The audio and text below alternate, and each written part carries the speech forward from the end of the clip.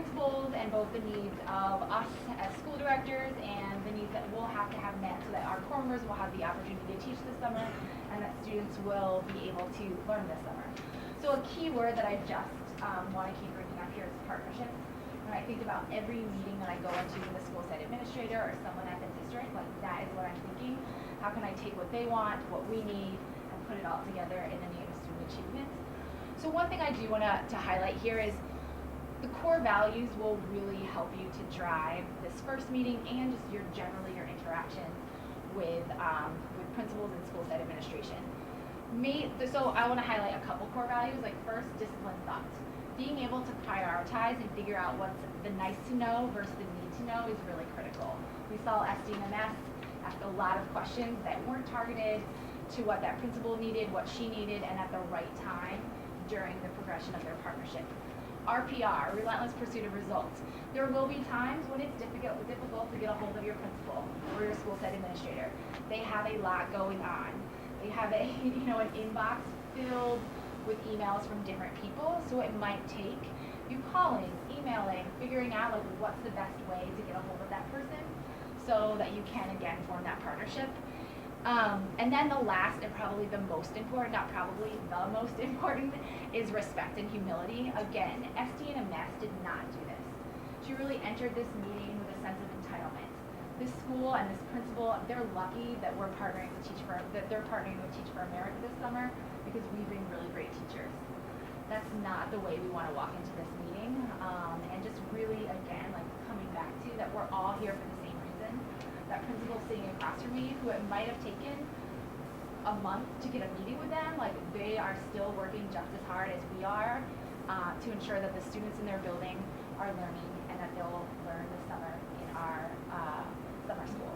So I am going to pass it off to some SDs that are going to share some experience about their relationship with principals and building this partnership throughout the spring and summer. Emily? Sure. I mean, I think for me, like a main mindset with respect to the meeting that I had last summer was just really viewing us as guests in the school. So like, I feel in terms of asking questions and how I would try and frame things was really just like understanding that we're coming in with so much going on and we're all working towards the same goal. So really just thinking about the fact that we're guests in the school, trying to know as much as I could about the school going in and about, in this case, Deland Public Schools, but like really understanding that that's not my background and this is someone who has been in the school, been in the district, and who's able to share all of this experience, and then just thinking at a very basic level of all the random sort of impacts that we're having beyond like our ultimate aims, like the sheer level of trash that you have in a school because we have all those core members. So just really thinking about it from a like we're a guest coming into your school sort of perspective, and then taking that and thinking about the partnerships that you're building again with your school site administrator and just other people. Like when you go to that school site visit, you might meet, an administrative like secretary who is going to be there over the summer. Perhaps the building custodian who's going to be there over the summer. So all those other sorts of relationships and just thinking of ways that you can proactively build those. Again, in terms of like how we're impacting the relationships and how all those people are doing their jobs that they're doing all the time when we're not there. Did you want to share your story? Emily said it really incredibly eloquently, but just really thinking about what your school site person is needing from you. So if you go in there with like they are doing a huge service by line of to partner with that school, what can we give back and what can we do to help support the school site? We had 200 core members at a school site last year. We used every available space on the campus. They had 2 weeks before school started. So we actually on the last day, this is what it kind of sounds like, is we offered to move every desk out of every classroom and put it in the hallway because their maintenance staff had 2 weeks to turn an entire school coming in. And so once I committed to that, all of a sudden like that whole, oh wow, thank you so much, it left a sense for me with that school site principal, built that trust and respect and that sense of partnership, and a huge concern that she had was taken off the table. So just those little things that you can do. 200 people, it took 15 minutes to do that versus there are 2 custodians for an entire board. Huge campus. I'm going to pass it off to Michelle. So thank you for sharing those really great anecdotes about specifically respect and humility. How can we approach principals with this? Like, how can we help you? How can we be supportive? But as school directors, approaching a relationship with respect and humility is not the only thing that we need to do. So I want to go back to the SD vision of excellence about the outcomes of your principal relationship. So if you just take a second to read the outcome there.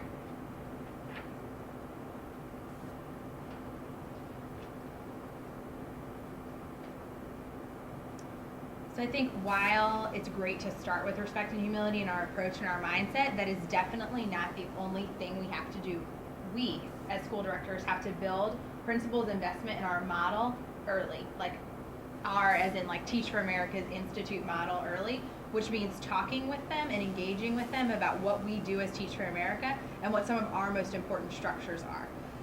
I just think about like if I was a school principal and I went into a summer school program and the SD, like maybe SD and MS, had not done such a good job of this, I would look at a bulletin board and be like, TAL Superstars? Like, what is that? Like, and then I hear a group of, core, like I'm seeing like their new teachers are talking about their CMA, and I'm like, I don't know who that person is. Like, that could be a really sort of like disinvestment moment and like, what is TAL? Like, what even is that? Like, and so if we do a good job on the front end of investing them in some of our structures, and so they understand what our basic framework is. I don't want to go up to a principal and say, like, can you define CMA, please? Like, do you understand? But I do want them to have a holistic picture of, like, what it is that we do in their schools over the summer.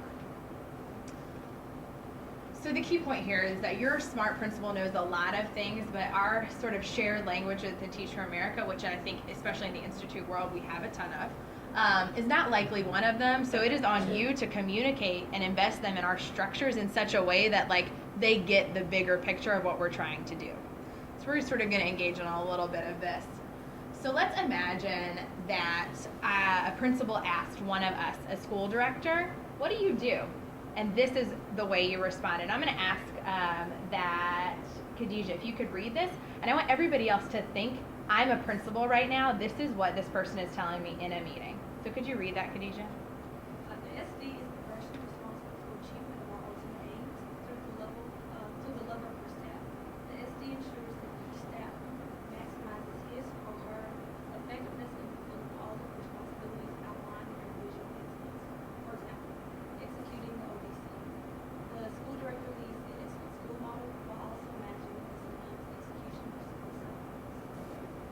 So I would expect that as institute leaders, this is a great description of what we as school directors do.